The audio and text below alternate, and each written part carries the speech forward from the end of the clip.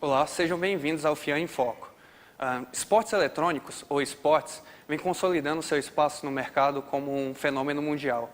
Em 2017, o mercado movimentou 700 milhões de dólares. Para conversar com a gente sobre o assunto, Jorge Caliban Abi. Boa noite, Jorge. Boa noite.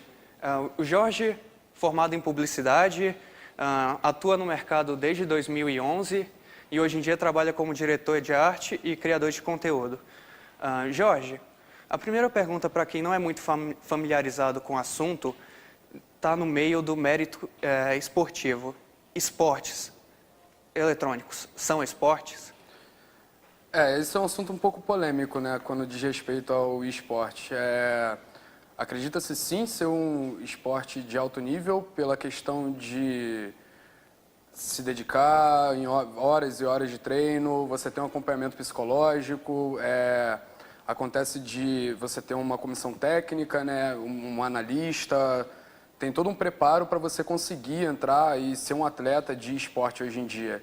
Então, ainda é um assunto um pouco polêmico, o que diz respeito a não se ter uma condição física ou algo relacionado a isso, mas nós temos hoje em dia esportes que também não têm esse preparo físico, como xadrez, por exemplo, e muito é falado sobre isso, já estuda-se, inclusive, já encontra-se em andamento essa questão de tornar o esporte eletrônico realmente um esporte olímpico até mesmo, mas, na minha opinião, eu acredito sim que o esporte hoje possa ser considerado um esporte comum, né?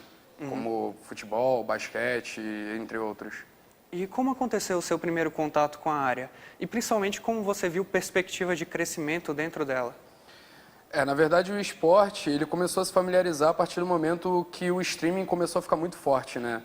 Houve uma popularização em questão de consoles, etc., onde você podia gerar um tipo de conteúdo, gravar algum tipo de gameplay, né, um pedaço ali de um jogo que você fez, ou até mesmo transmitir isso ao vivo para que outras pessoas pudessem acompanhar. Eu acho que foi a partir daí que começou-se a popularizar essa questão do esporte.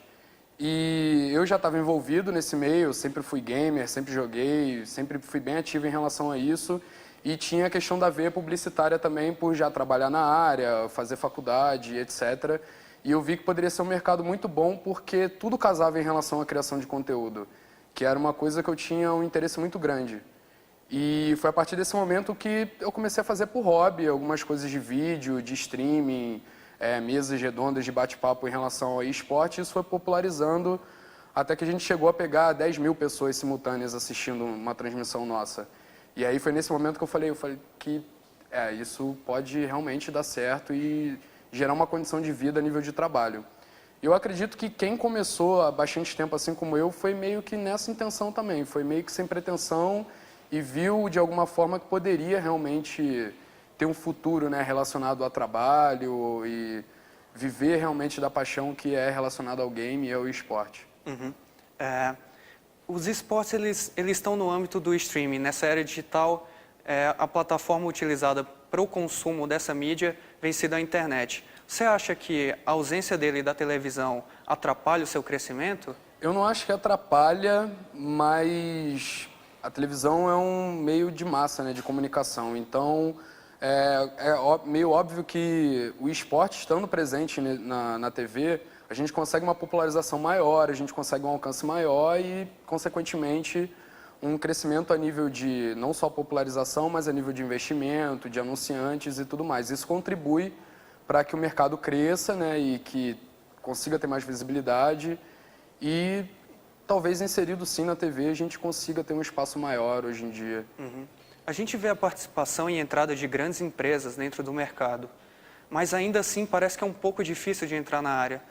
Qual a sua opinião sobre isso? Por que você acha que é tão difícil de entrar no meio dos esportes eletrônicos? É porque hoje em dia o esporte ele ainda é pequeno. Eu não considero o esporte sendo uma coisa grandiosa hoje ainda. Ela já tem o seu espaço sim, mas ela tende muito a crescer até mesmo a nível do que movimenta o mercado, a nível financeiro e etc. Baseado nisso, eu acredito que Existe essa dificuldade principalmente por questão econômica. Você pagar um profissional especializado numa determinada área e que ele seja um especialista de esporte, isso pode ser um valor um pouco alto. Então, ainda existe, por exemplo, dentro do mercado, uma profissionalização de pessoas que vieram apenas do game. Eles são curiosos e aí ele entende daquele assunto, ele se torna um especialista e ele passa a exercer uma função que às vezes ele não é um especialista. E está começando a migrar profissionais de outras áreas para essa área de esporte.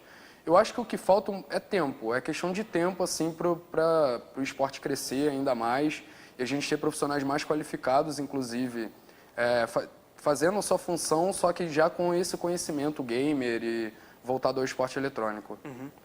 Você iniciou como um criador de conteúdo autônomo. Você acredita que essa ainda é a melhor forma de encontrar um pequeno espaço dentro dos esportes eletrônicos? Eu acredito que sim. A probabilidade de você conseguir um espaço, produzir um conteúdo autoral e que seja um diferencial, faz com que você desperte o interesse do mercado, pelo fato do que eu acabei de falar, de o mercado ainda ter essa necessidade de trazer pessoas que não são especializadas, mas que entendem muito bem do assunto, entendem muito de game, de esporte, acompanha muito esse mercado e colocar ela em determinadas funções. Então, eu acredito que uma pessoa que é um profissional da área de comunicação, por exemplo, como é o meu caso, ele tem um interesse, ele é desse meio, caso ele comece a produzir um conteúdo por conta própria, algo que tem um determinado diferencial, eu acho que fica, assim, ainda mais fácil de você conseguir um espaço, caso esse seja seu sonho, seu objetivo, dentro desse mercado de esporte eletrônico. Uhum. E para você, o que é necessário, além, claro, de uma vocação acadêmica, o que é necessário para trabalhar com esportes eletrônicos? Eu acho que primeira coisa primordial, você precisa gostar do que você está fazendo, né? É um mercado que te consome muito, ele não tem hora, é final de semana, às vezes a gente não consegue ter folga, tudo acontece num momento que as pessoas estão num momento, digamos que num momento de diversão, às vezes num momento de folga em casa, ele para assistir algo relacionado ao jogo, então é um momento que a gente está trabalhando. Então, assim, é um mercado que não para. Então, eu acredito que tem que gostar, tem que entender muito bem do assunto, tem que estar inserido no meio e, é óbvio, tem que ter uma especialização, porque eu acho que esse é o próximo passo desse mercado, é começar a buscar pessoas especializadas e que realmente entendam daquela função que ela está executando, mas, ao mesmo tempo, ela tenha um know-how relacionado ao esporte, a games, ao mundo geek, etc., porque tudo eu acho que conversa, né, nesse meio. Ok. O FIA em Foco chega ao fim. Obrigado, Jorge, pela sua presença. Eu que agradeço. E até a próxima.